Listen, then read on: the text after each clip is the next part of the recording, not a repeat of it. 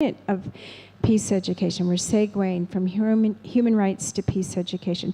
So what we did was we had a brainstorm about what comes to mind when you think of peace and peace education. And we called out our ideas on this, and you wrote down what you thought of in your brainstorm. And you have a lot of ideas. You have a lot of experience. I'm impressed. And so let's see in the next few days when we talk more about peace education,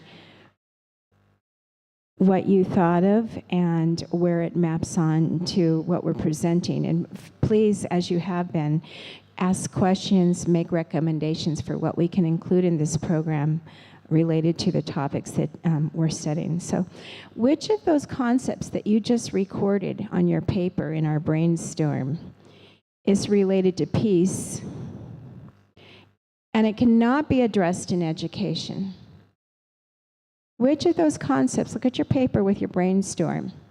We just took it off of here because we couldn't display the brainstorm and the presentation slides. So look at your, is the mobile microphone working now? It wasn't earlier. We don't know. Okay. So, because I don't have the list. Let me see if I can grab that mic and come look at your list that you recorded.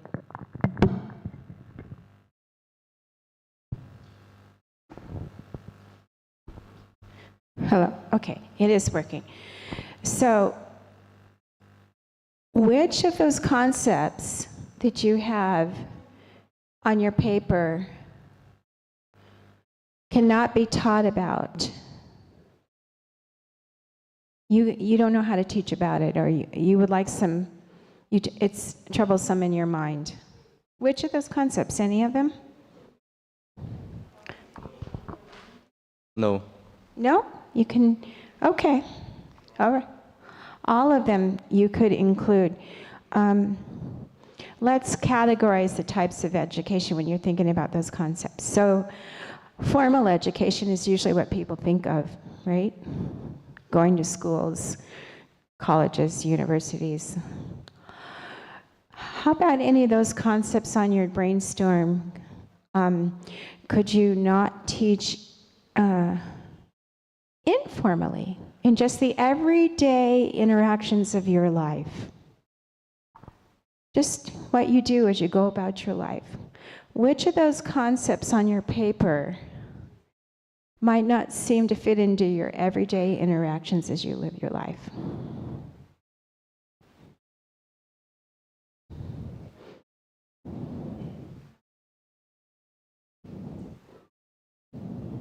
I see some people finding some. Anybody want to share?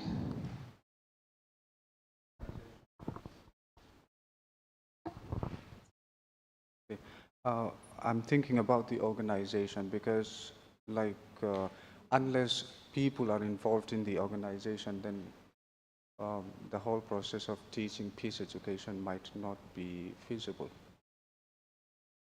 Thank you. So he's discussing, because in our brainstorm we said, okay, education for peace or peace education happens with organizations. So if you're not involved in the organization, then maybe you're not teaching about peace. And I find that hard to support because I didn't know of any organizations to join when I was a teacher dealing with violence. I didn't know of anything. I knew about Amnesty International, but I didn't know how to leverage it to help me teach about peace. Took me many years to figure that one out. One, I didn't feel safe because I was in an area of high violence, and I was also in a military training area. Put that one together, huh? And so I was reluctant to bring in an organization such as Amnesty International that documents human rights violations. They document, and now that there's the internet, they post it. This area is having this problem, and you can look that up if you want. We couldn't get the link working earlier, but they have a whole long list for India. And many other countries of the world. What are the problems? So I didn't have any organizations to turn to. So I just worked on my own and thought, okay, I didn't get anything in teacher education about how I deal with the violence around me. I'm just going to have to ask the families, look at their cultures, see how they deal with conflict, look in magazines, go to the library, look in forms of art, and try to pull something together myself. And I remember I had a coming out that was so uncomfortable for me. But I kept a low profile of this because almost every other teacher in the school was in the military. And I thought, oh my gosh, if they find out I'm trying to work for peace on my own, not in any organization, because I didn't know any organization to join, they're not going to like me. And maybe they're not going to work with me. So I just kind of kept quiet. And then I was down at the Federal Building in the area where I was living at the time, and walking with a candle and at night with other people who felt deeply about my nation's involvement in the violence in Central America at that time. And we were protesting. We were peacefully protesting. We were walking in front of the Federal Building as the sun set, and there were a lot of us carrying candles, and here comes the media. Oh, let's see what's going on, and let's do a news story about you. And that's exactly what we wanted, right? We wanted to put this out there because there wasn't any internet. And like, how is anybody know that not all the people of this area and this nation agree with this? And so we were protesting, and there I am on camera, and they put this on the news that night live. Well, my colleagues in the school saw it. And I came to school the next day, and going, yay! I'm like, yay? They're happy? They're in the military. And they're like, yes, we don't want to go fight. We don't want to get killed. We joined the military, but we really don't want to go down there and do this. Thank you. Thank you for working for peace, and thank you for teaching about it. And that was an epiphany for me. I'm like, oh my gosh. I don't have to be afraid to do something outside of an organization or a support group. You know, I have to do what I believe in. And so now we have the internet, we have all these organizations, we have many, many resources for teaching for, about, and through peace. So I think you can do things without an organization, but it sure helps to be in one. We know that you have a lot more power in making change when you're not doing it by yourself. Okay, well, thank you for that exercise. So we had a brainstorm about peace and peace through education, and we are considering what can we do and not do. And I contend we can do it all. We'll find a way, and people in areas of high violence, direct violence, they find a way. They're out there in Gaza right now. I have several colleagues out there who are in the midst of it and trying to help the youth particularly and the teachers find a way to talk about it, deal with it, cope with it. Okay, all conceptions of peace underline education about, for, and through peace. So this maps onto what we've learned about human rights. It's about the topic, it's about peace, history, herstory, all the different ways that peace has happened throughout the human record, not just in this century and the last one. It's for peace. We're advocates for peace. We're not advocates for peace through structural violence. We're not for complacency. We do want conflict resolved and transformed without violence and harm. That is a big goal, but we're not for complacency. We were for change when we're teaching for peace where there's a lack of it. And it's pretty much everywhere in the world there's a lack of it in some way. And then through peace, and through peace is the process, the teaching process. And that's culturally determined. So the cultures in an area and how they interact has to be accommodated in peace education. Okay, peace education's main components, I highlighted human rights because the first part of this program has been mainly about that component, and you know why. But some of the other main components, and there are many components of peace education, but in what I see and what I deal with mostly as a scholar and as a learner and as an activist are these sections here. So human rights, care of the planet, the environment, and all people. Conflict management, we talked about that. Conflict resolution and conflict transformation, we work for both. Multiculturalism, pluralism, we've had a lot of discussion about that already with human rights here. Intercultural relations, being a part of more than one culture, accommodating both cultures, appreciating different cultures. Nonviolent communication, we're going to do a session on that later next week. And restoration, restorative justice, restorative practices. In the United States, for at least the last 10 years, there have been many programs started in schools for children and young adults with restorative practices. So these are some main components. There are many subcategories under these. One that is more cutting edge lately, and this is not a new idea at all, but you're seeing more of it in peace education, is hope, especially the term transformative hope. So transforming not only the society, the situation in which there's conflict or some type of lack of peace, but the individual's perspective and the community's perspective on what can happen here. So areas right now in India that are experiencing direct violence, and maybe even just structural violence, that people have lost hope,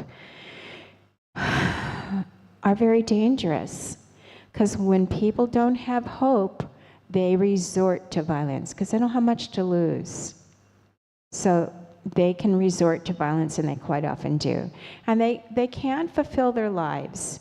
They can't move on. We know that adolescent and teenage suicide is highly correlated with the lack of hope by the victims of that illness, mental illness. We're having a conference right across campus here today about mental problems and mental illness. Suicide is increasing all over the planet, across cultures, but particularly with our youth. Hopelessness, the conflicts that children and youth are learning about just can feel so overwhelming.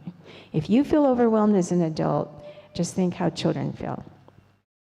So peace education is building hope, and it's working for empowerment and for transformation. Okay, I'm going to stop at this because I know we're on a time constraint today, and I'm going to turn you over to your journal. I'm trying to look at a clock here. I'm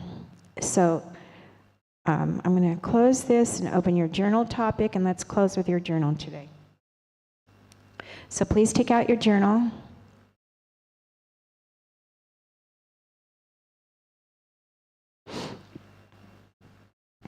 And I think this is big enough for you to see back there. Is that right? Okay, this is the one, I went over this really early today, and I'm just getting back to it. This is not today's journal.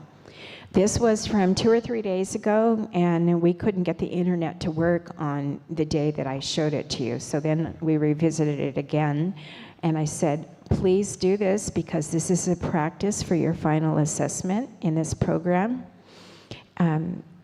So how can you encourage youth development of the 3D model? And several of you turned in your ideas on that, and I wrote back to you on this. So please, before you leave, pick up your papers and take them. And thank you so much for showing me your thoughts. And please consider mine that I responded to you with. So this one I need from everybody, and please give it to me by tomorrow if you haven't already, so I can give you some feedback. Okay, so the next one is this one. So contemporary issues addressed in human rights education. So describe how you can teach formally, non-formally, and informally about a contemporary human rights issue. So pick an issue and put that on the top of your journal writing. So you need me to enlarge it? Thank you for letting me know. Let's see what I can do here.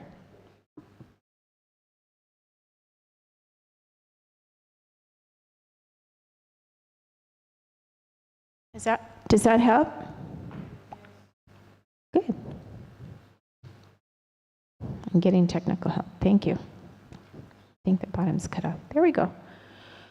Okay, so pick one contemporary issue addressed in human rights education. It doesn't have to be one you've already heard about. We have discussed a lot of issues in this course. And they're all open for human rights education. You know, it might be a defined right by India or the United Nations or by your culture or by your local community or by your tribe.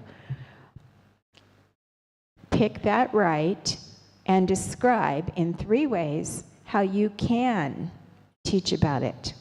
How can you teach about that right? Formally in schools, non-formally through an education setting, but not in schools, maybe through an organization, maybe through your church, an education setting that is not in schools, a club, someplace where people gather together that is a teaching opportunity for you. And informally, in your everyday interactions, how you live your life. Just walking down the street and people watching you. Interacting in your household and people watching you if you live with other people. Or outside your household. How can you teach about that issue? That's what you're writing about today. And then number 2, what actions have or could you take to proactively address that issue? Plan one action to take with another or several people in your community and describe it in detail. And then start carrying it out this week, whatever that action is. Maybe it's as simple as how you talk to people, what you talk about, how you interact, what you do in front of people. Or can you teach about it in your discussions or where you meet with other people? We have a lot of meetings coming up through events, festivities, all kinds of things. I've heard about them, I've been invited to them, so I know that you're meeting with people in many places. How can you facilitate an action on your issue in at least one of those places, okay? This is what you're writing about, and you have 15 minutes to do that. So think about it. I'll be around if you want to ask me some questions or try an idea with me. Or is there anything I can clarify about this? Okay, please write it out.